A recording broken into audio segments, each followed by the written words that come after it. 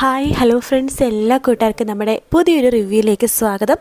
അങ്ങനെ അലീന ആകെ വിഷമത്തിലാണ്. രേവതിക്കുട്ടിയും പോയി. ഇപ്പം താൻ ശരിക്കും ഒറ്റപ്പെട്ട ഒരവസ്ഥ. അലീന ഓർഫനേജിൽ ഇരുന്നിട്ട് പല പല കാര്യങ്ങൾ ആലോചിച്ചുകൊണ്ടിരിക്കുകയാണ്. മുമ്പ് ചിന്നു ഉണ്ടായിരുന്ന സമയത്ത് ചിന്നുനെ കളിപ്പിക്കുന്നതും കുളിപ്പിക്കുന്നതൊക്കെ ആലോചിക്കുന്നുണ്ട്. ശേഷം രേവതിയായിട്ട് കെട്ടിപ്പിടിച്ച് കിടന്ന് ഉറങ്ങുന്നതും ഒരുമിച്ച് ഭക്ഷണം കഴിക്കുന്നതും പിന്നെ പ്രജിത മമ്മി എല്ലാവരും സ്നേഹത്തോടു കൂടി തലോടുന്നതും ഒക്കെ ആലോചിച്ചിട്ട് നമ്മുടെ അലീന എല്ലായിടത്തും ഇങ്ങനെ നോക്കിക്കൊണ്ടിരിക്കുന്ന സമയത്ത് അവിടേക്ക് സിസ്റ്റർ വരുന്നുണ്ട്. മോളെ അലീനെ എന്ന് പറയാണ്. അപ്പോഴേക്കും അലീന വേഗം സിസ്റ്ററിൻ്റെ അടുത്തേക്ക് വരുവാണ്. സിസ്റ്ററിനോട് ചോദിക്കേണ്ടത്, സിസ്റ്റർ ഇപ്പോഴാണ് ഞാൻ ശരിക്കും അനാഥയായല്ലേ എന്ന് ചോദിക്കുമ്പോൾ സിസ്റ്റർ പറയുന്നുണ്ട്, മോളെ ഈ ലോകത്ത് എല്ലാവരും അനാഥരാണ്. മോളൊന്ന് ആലോചിച്ച് നോക്ക്, ആർക്ക് എന്താ സ്വന്തമായിട്ടുള്ളത്? ആർക്കും ഒന്നും തന്നെയില്ല മോളെ. എല്ലാവരും ഒറ്റയ്ക്ക് തന്നെയാണ് ഈ ലോകത്ത് നിന്ന് വിട പറയണത്. അപ്പോൾ നമ്മൾ അനാഥർ തന്നെയല്ലേ?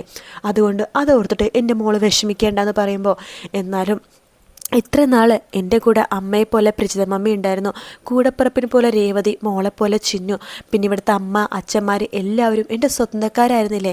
പെട്ടെന്നൊരു ദിവസം എല്ലാം നഷ്ടപ്പെട്ട പോലെ ഒരു തോന്നല സിസ്റ്റർ എന്ന് പറയുമ്പോൾ സിസ്റ്റർ പറയണ്ടേ, അത് കുറച്ച് കഴിയുമ്പോൾ എല്ലാം ശരിയാവും മോളെ. നോക്ക്, നിനക്കൊരു കുടുംബം വരാൻ വേണ്ടി പോകുകയാണ്. പ്രജിത മമ്മി മരിക്കുന്നതിന് മുമ്പ് നിന്നോട് എല്ലാം പറഞ്ഞിട്ടുണ്ടാവുമായിരിക്കും അല്ലേ? എന്നെയും എല്ലാം പറഞ്ഞ് ഏൽപ്പിച്ചിട്ട് തന്നെയാണ് പോയിരിക്കണത്. മമ്മി എന്തോ ഇന്നലെ തന്നെ എല്ലാം കണ്ടു കാണണമായിരിക്കണം. നീ ഇന്നല്ല രേവതിനെയും കൂട്ടിക്കൊണ്ട് എറണാകുളത്തേക്ക് പോയില്ലായിരുന്നോ? ആ സമയത്ത് പ്രജിത മമ്മി വെള്ളം കുടിക്കാനായിട്ട് കൈ എത്തിച്ചപ്പോഴേക്കും ഇവിടെ വീണായിരുന്നു. ഞങ്ങൾ സിസ്റ്റർമാരെല്ലാവരും കൂടിയിട്ടാണ് കട്ടിലേക്ക് കിടത്തിയത്. അയ്യോ അയ്യോ, ഇതൊന്നും എന്നോട് പറഞ്ഞില്ലല്ലോ എന്ന് അലീന ചോദിക്കുമ്പോൾ, മോളോട് പറഞ്ഞേ, വിഷമിപ്പിക്കേണ്ട വെച്ചാൽ പറയാതിരുന്നതാണ്. അങ്ങനെ ആ വീഴ്ച വീണ സമയത്ത് പ്രജിത മമ്മി എന്നെ അടുത്തേക്ക് വിളിച്ചിരുത്തിയായിരുന്നു. ശേഷം നിൻ്റെ കാര്യങ്ങൾ മാത്രമാണ് പറയുന്നുണ്ടായിരുന്നത്.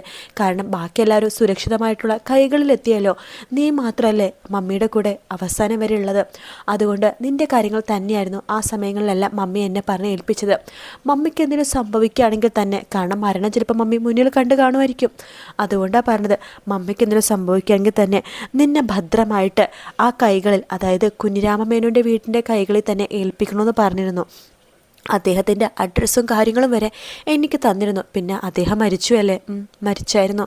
എല്ലാം എനിക്കറിയാം. സാരില്ല മോളെ, അദ്ദേഹം മരിച്ചാലെന്താ? മോളുടെ സ്വന്തക്കാരും ബന്ധക്കാരും തന്നെയാണ് ആ വീട്ടിലുള്ളവരെല്ലാം. ആർക്കും മോളെ അറിയില്ലെന്ന് മാത്രമേ ഉള്ളൂ. അലീന പറയണ്ട്, അങ്ങനെ ജീവിച്ചിട്ട് എന്താ സിസ്റ്ററെ കാര്യം? ആർക്കും എന്നെ അറിയില്ല, എനിക്ക് എല്ലാവരെയും അറിയാം. അവരെ സ്നേഹിക്കാം, പക്ഷെ തൊടാൻ പാടില്ല എന്ന് പറയുന്ന പോലെ ആയില്ലേ മോളെ? നോക്ക്, നാളൊരു സമയത്ത് ലോകം മാറി മറിയും. മോളെ മനസ്സിലാക്കുന്ന, തിരിച്ചറിയുന്ന ചിലപ്പോൾ ഒരു അമ്മ മോളുടെ മുമ്പിൽ നിൽക്കും. അതുകൊണ്ട് മോളൊന്നും വിഷമിക്കരുത്. ഒന്നും ഇതുകൊണ്ട് അവസാനിച്ചില്ല എന്ന് വേണം മോൾ കരുതാൻ. എല്ലാം തുടങ്ങാൻ പോകുന്നേ ഉള്ളൂ മോളെ. മോൾ ഇനി വേണം ജീവിച്ച് കാണിക്കാനായിട്ട്. പിന്നെ മോൾ അവിടെ പോകുമ്പോൾ എല്ലായിടത്തും സ്നേഹത്തോടെയും ബഹുമാനത്തോടെയും കൂടി സംസാരിക്കണം. നിങ്ങളുടെ മമ്മി അങ്ങനെയല്ലേ നിങ്ങളെ പഠിപ്പിച്ചത്? എനിക്കറിയാം സിസ്റ്റർ, എല്ലാം ഞാൻ ചെയ്തോളാം. എങ്കിലും നമുക്ക് ഇവിടുന്ന് പുറപ്പെട്ടാലോ മോളെ? ഇന്ന് തന്നെ പോകണോ? ഇന്ന് തന്നെ പോകണം എന്ന് പറയാണ്. പിന്നെ ആ പയ്യൻ, എന്താ അവൻ്റെ പേര്? മനുശങ്കർ എന്നല്ലേ? അവൻ്റെ നമ്പർ എനിക്ക് മമ്മി തന്നിട്ടുണ്ട്. ഞാൻ ആ കുട്ടിനെ വിളിച്ച് കാര്യങ്ങളൊക്കെ പറഞ്ഞിട്ടുണ്ട്. അവനും ഇന്ന് തന്നെ മോളെ കൊണ്ടുവരാനാണ് പറഞ്ഞേക്കണത്. അപ്പോൾ വീട്ടിലെല്ലായിടത്തും പറഞ്ഞിട്ടുണ്ടാവുമായിരിക്കും എന്നെക്കുറിച്ച്.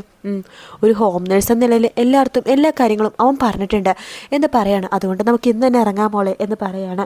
ശരിയെന്ന് അലീന പറയുന്നുണ്ട്. ശേഷം അവിടെയുള്ള അലീനയുടെ ആവശ്യമുള്ള സാധനങ്ങളൊക്കെ അലീന ഒരു ബാഗിലാക്കി വെക്കുകയാണ്. സിസ്റ്റർ എന്നേക്കുമായിട്ട് സ്നേഹനികേതൻ അടച്ചു പൂട്ടി സീല് വെക്കാന്നൊക്കെ പറയില്ലേ, അതുപോലെ അവിടെ നിന്ന് ഇറങ്ങുവാട്ടോ. അവിടെ നിന്ന് ഇറങ്ങുന്നവരെ അലീന സ്നേഹനികേതൻ നോക്കി ഓട്ടോറിക്ഷയിലേക്ക് കയറുവാണ്. നല്ല മഴയുള്ള ഒരു സമയമായിട്ടത്. ആ സമയത്താണ് നമ്മുടെ സിസ്റ്റർ അലീനനെ കൂട്ടിക്കൊണ്ട് മനുശങ്കറിൻ്റെ വീട്ടിലേക്ക് വരുന്നത്. അതേസമയം മനു ആണെങ്കിൽ വീട്ടിൽ ഈ കാര്യം അവതരിപ്പിക്കുന്നുണ്ട്.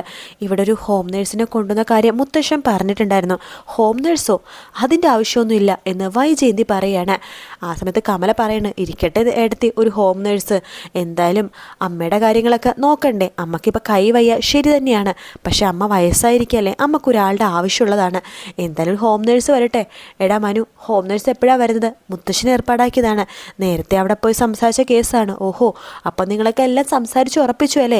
എന്നിട്ട് ഞങ്ങൾക്ക് ഈ കാര്യങ്ങളൊന്നും പറഞ്ഞില്ലല്ലോ എന്ന് അച്ഛൻ ചോദിക്കുമ്പോൾ മനു പറയുന്നുണ്ട്, അത് മുത്തശ്ശൻ തന്നെയാണ് എന്നോടൊന്നും പറയരുതെന്ന് പറഞ്ഞത്. ഇത് കേട്ട് ബാലൻ ചോദിക്കേണ്ടത്, അല്ല മനു, ഇത് എവിടെയുള്ള ഹോം നേഴ്സാന്ന് ചോദിക്കുമ്പോൾ അങ്ങ് ദൂരെയാ എന്ന് പറഞ്ഞു. ഇവിടെ നിന്നൊരു 100-200 കിലോമീറ്റർ ഉണ്ട്. അത്രയും ദൂരത്തു നിന്ന് ഹോം നേഴ്സോ, നീ എന്തൊക്കെയാണ് പറയണതെന്ന് ചോദിക്കുമ്പോൾ അതെ, അന്നിവിടെ വന്നില്ല, അമ്മക്ക് ഓർമ്മയില്ലേ, ഒരു ഓർഫനേജിലൊരു സ്ത്രീ പ്രജീത എന്ന് പറഞ്ഞിട്ട് ഓർമ്മയുണ്ട്. ആ സ്ത്രീയിലെ ഓർഫനേജിൽ ഒരു കുട്ടിയാണ്. ആ സ്ത്രീക്ക് തീരെ വയ്യ, മരണം മുന്നിൽ കണ്ട് ജീവിച്ചുകൊണ്ടിരിക്കുന്ന ഒരു സ്ത്രീ. അത് കരളിന പ്രശ്നം. അവരുടെ ഓർഫനേജിൽ ഒരു 10-35 ആൾക്കാരുണ്ട്, എല്ലാവരെയും മാറ്റിക്കൊണ്ടിരിക്കുകയാണ്. അപ്പോൾ ഈ കുട്ടീനെ മുത്തശ്ശൻ ഏറ്റെടുക്കാമെന്ന് പറഞ്ഞിരുന്നു. അപ്പോൾ അത് കേട്ട് സമാധാനമായിട്ടാണ് ആ സ്ത്രീ ഇവിടെ നിന്ന് പോയത്. ശേഷം മരിക്കുന്നതിന് ഒരു ദിവസം മുമ്പ് ഞാൻ മുത്തശ്ശനെയും കൂട്ടിക്കൊണ്ട് പോയിരുന്നില്ലേ തിരുവനന്തപുരത്ത്, അത് പോയതും ഈ സ്ത്രീയുടെ ഓർഫനേജിലേക്കാണ്. അവിടെ നിന്ന് ഏറെക്കുറെ എല്ലാവരും അന്ന് പോയിരുന്നു. 1-2 പേര് മാത്രമേ ബാക്കിയുണ്ടായിരുന്നുള്ളൂ. ആ ബാലൻ പറയുന്നുണ്ട്, ഓഹോ, അപ്പം മുത്തശ്ശനെയും കൂട്ടിക്കൊണ്ട് നീ പോയത് ഈ ഓർഫനേജിലേക്കാണല്ലേ? അതെ. ഓ, അച്ഛൻ ഈ ഒരു വയ്യാത്ത അവസ്ഥയിൽ ഇത്രയും ദൂരം സഞ്ചരിക്കണമെന്നുണ്ടെങ്കിൽ അത് സാധാരണ ഒരു ഓർഫനേജ് അല്ലല്ലോ മനു എന്ന് പറയണം.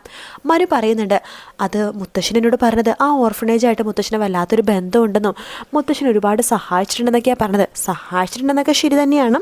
പക്ഷെ ആ ഓർഫനേജിൽ അച്ഛൻ അത്രയും ദൂരം ഒരു പെൺകുട്ടിനെ കാണാൻ വേണ്ടി പോകണമെന്നുണ്ടെങ്കിൽ എന്തോ അതത്ര വലിയൊരു രഹസ്യം പോലെ, അതിനുള്ളിൽ എന്തൊക്കെയോ ഉള്ളതുപോലെ എനിക്ക് തോന്നുക എന്ന് പറയുമ്പോൾ മനു പറയണ്ട്, അത് വേറൊന്നല്ല, എല്ലാ മംഗളുടെ സംശയദൃഷ്ടിയുടെ കണ്ണിലൂടെ കാണുന്നത് കൊണ്ടിട്ടാണ്.